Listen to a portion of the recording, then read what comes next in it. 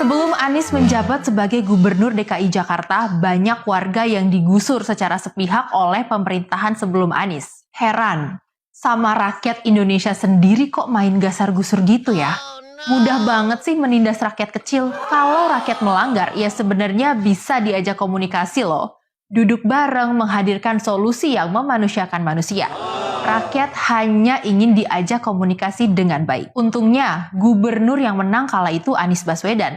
Kampung-kampung yang pernah digusur oleh Ahok saat Anies Baswedan menjabat dibangun kembali. Anies dengan senyap mengajak rakyat Jakarta yang tergusur untuk berbicara dengan baik, hingga menemukan solusi yang baik juga. Untuk rakyat Jakarta dan untuk pemerintah juga.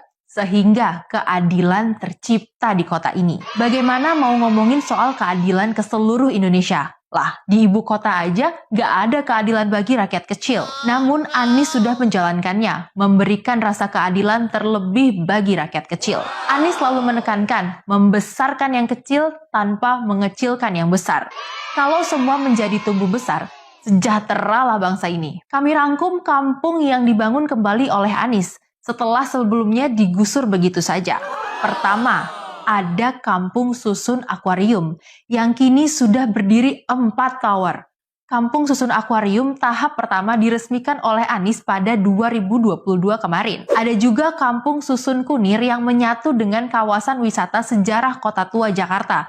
Juga sudah dibangun dan ditempati oleh warga. Ada juga Kampung Susun X Bukit Duri yang juga dibangun oleh Anies di lokasi yang baru setelah sebelumnya digusur. Namun masih tersisa Kampung Susun Bayam di sebelah Jakarta International Stadium yang sudah diresmikan oleh Anies di akhir masa jabatannya. Namun hingga kini warganya belum bisa menghuni kampung tersebut. Padahal kampung ini dibongkar sendiri oleh warganya tanpa gusur setelah diajak komunikasi dengan Anies sewaktu menjabat. Setelah Heru menjabat seperti tak ada titik temu lagi.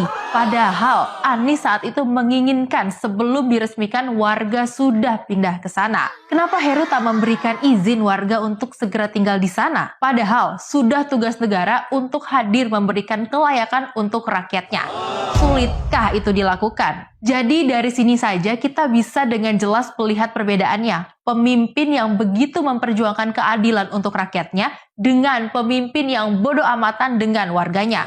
Padahal papan adalah salah satu kebutuhan paling dasar manusia. Tak bisakah negara ini memberikannya? Padahal itu janji kemerdekaan kita. Tentu setelah Anies tidak menjabat, dia tak punya kuasa untuk itu semua. Namun perjuangan Anies untuk mewujudkan keadilan itu jelas sudah terbukti nyata. Dan saat ini sedang diperjuangkan untuk seluruh rakyat Indonesia. Lalu tahun 2024 masih mencari pemimpin seperti apa? Yang cuma meneruskan, atau pemimpin yang membawa perubahan untuk Indonesia lebih berkeadilan?